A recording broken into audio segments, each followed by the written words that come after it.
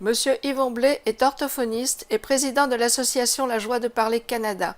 Dans le cadre de la première formation Mélodis offerte en Amérique du Nord, nous avons sollicité un entretien avec lui. Voici le contenu de nos échanges. Monsieur Blais, pouvez-vous nous parler de cette venue en Amérique du Nord de la formation Mélodis et des liens qui peuvent être faits avec la dynamique naturelle de la parole que vous développez au Canada depuis plusieurs années? Oui, certainement. Ça fait plusieurs années, comme vous le dites, que je m'intéresse à ce concept qui est derrière autant la dynamique naturelle de la parole que la formation mélodiste que nous recevons ces jours-ci. Ce concept qui est celui de la multimodalité sensorielle. Et nous avons de plus en plus d'évidences scientifiques dans la littérature qui pointe vers l'hypothèse dans les déficits qui sous-tendent, par exemple, la dysphasie, la dyspraxie verbale et autres types de dysfonctionnements qui touchent au fonctionnement de l'enfant, au développement de l'enfant et aux apprentissages, de cette dimension de interconnectivité entre les différentes zones sensorielles et de traitement de l'information, donc les zones motrices, du contrôle du mouvement, les zones auditives de réception de l'information, les zones du cerveau qui sont celles du traitement visuel de l'information. Et donc, ce que la littérature moderne nous dit, c'est plutôt que d'être capable de connaître des déficits de chacune de ces zones-là séparément. Il y aurait plutôt des déficits dans la connexion et dans la façon dont ces zones sensorielles interagissent et donc traitent l'information, planifient le prochain mouvement, mais aussi stockent, emmagasinent les informations et les apprentissages en mémoire à long terme et permettent de les retrouver après ça. Puis l'enfant qui n'est pas capable de devenir très fluide dans toutes ces dimensions ne sera pas malheureusement assez performant pour atteindre les objectifs scolaires. Donc, c'est ce qu'on voit quand on pense à nos jeunes qui présentent un profil de dysphasie. Et selon ce que l'expérience nous démontre avec l'utilisation de la DNP, la dynamique naturelle de la parole, nous avons l'impression, comme cliniciens, moi personnellement je suis orthophoniste, nous avons l'impression que il y a un principe actif dans cette approche-là qui est celui de l'utilisation des connexions ou le rehaussement des connexions intermodalités sensorielles qui nous donne un niveau d'efficacité qui est intéressant pour atteindre les objectifs avec les enfants. Et c'est exactement le principe et les hypothèses de travail et de recherche de l'équipe de Dr Habib qui dirige la formation Mélodis et de ses collègues intervenants. Donc, cette intermodalité sensorielle-là a l'air d'être le principe actif dans les deux approches et ça ouvre énormément de nouvelles façons d'intervenir avec en tête cette capacité-là de promouvoir chez le jeune qu'il puisse traiter l'information avec ce qu'il entend, ce qu'il voit et ce qu'il fait avec son corps, et que tout ça soit cohérent, puis lui permettre d'être plus performant dans tout ce qu'il fait. Merci. Développement du langage et dysphasie Estrie telle depuis plusieurs années à faire reconnaître les bienfaits de ce travail global sur l'enfant et du fait qu'il soit important de le faire travailler au niveau de l'intégration multisensorielle des concepts. Que pensez-vous de cette intégration auditive, motrice, visuelle et kinesthésique?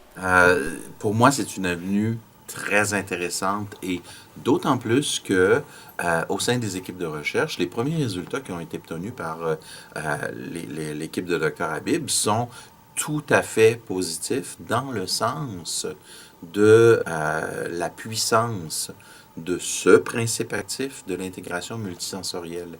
À partir du moment où on commence à avoir des résultats dans ce sens-là, on va voir dans les prochaines années comment les équipes de recherche vont être capables de les répliquer, mais aussi en parallèle comment l'expérience clinique, en s'appuyant sur les idées qui sont développées à travers Mélodis, mais aussi l'expérience qu'on a à travers la DNP, pour en arriver à préciser encore plus notre action thérapeutique auprès des enfants, puis les choix d'activités et d'objectifs qui vont être sous-tendus par cette multisensorialité, cette intégration multimodalité sensorielle.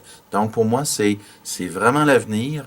Il y a dans ces pratiques beaucoup de données encore à compiler, de recherches à faire, mais les hypothèses pour moi qui sont posées sont extrêmement puissantes et ça va exactement dans le même sens que l'expérience clinique qu'on accumule depuis qu'on fait du traitement qui est plus près du multimodal. Nous travaillons aussi depuis longtemps pour faire reconnaître l'importance de l'acquisition des préalables aux apprentissages et nous pensons que la synergie entre la thérapie et la pédagogie et l'intégration des concepts comme Mélodis ou la DNP et d'autres approches dans le même esprit vont permettre aux enfants d'aller construire des bases très solides. Que pensez-vous de cette approche? Je pense que parmi les enseignements qui nous sont livrés, une des choses auxquelles je crois beaucoup, c'est ce dont Dr. Habib nous parlait en début de journée hier. Ils sont en train d'expérimenter des techniques et des approches d'essence multimodalité sensorielle qui fonctionnent chez les enfants qui sont déjà identifiés avec un trouble, en particulier un trouble dyslexique ou un trouble de développement dysphasique avec des altérations du langage, mais que une grande partie de l'intérêt des résultats positifs qu'ils obtiennent, c'est de pouvoir réappliquer en petite enfance des exercices similaires adaptés à la petite enfance qui vont agir selon le même principe actif à titre de prévention. Et là aussi, de ce côté-là, la connaissance de plus en plus fine qu'on a du traitement des troubles lorsqu'ils sont exprimés chez les plus vieux nous permet toujours, en tout cas, moi, ça s'avère aussi dans mon expérience clinique, d'affiner ce qu'on va faire en petite enfance pour procéder à la prévention. Et le continuum, il est clairement établi, au moins conceptuellement dans mon esprit et dans ma pratique personnelle, entre cette connaissance qu'on a dans le traitement des plus vieux et ce qu'on doit faire avec les plus jeunes pour agir à titre préventif. En quoi le fait de donner aux enfants un espace où ils peuvent développer du multisensoriel et du multimodal peut-il le préparer aux apprentissages académiques? Ce que la recherche en imagerie cérébrale nous a donné comme information dans les dernières années, c'est que des activités multimodales, intermodalitaires, comme la pratique de la musique, vraiment anatomiquement recréent des réseaux cérébraux de connexion entre les zones sensorielles. Et le principe actif, selon les hypothèses qui sont mises en place par l'équipe de Mélodis et selon leur pratique et leurs premiers résultats, alors le principe actif de la pratique musicale et cette recréation ou cette génération de ressources intermodalité sensorielle dans le cerveau. Donc, si on pratique des activités qui vont favoriser le développement de la connexion entre les zones cérébrales, et ça s'avère ce qu'ils sont en train de vérifier, on va favoriser l'efficacité dans les apprentissages formels.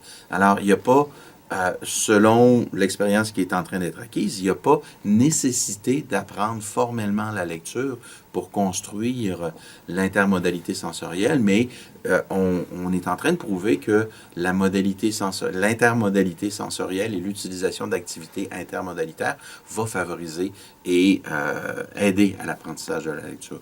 C'est dans ce sens-là que la recherche et l'expérience clinique se développent en ce moment. C'est ce qui est en train d'être vérifié.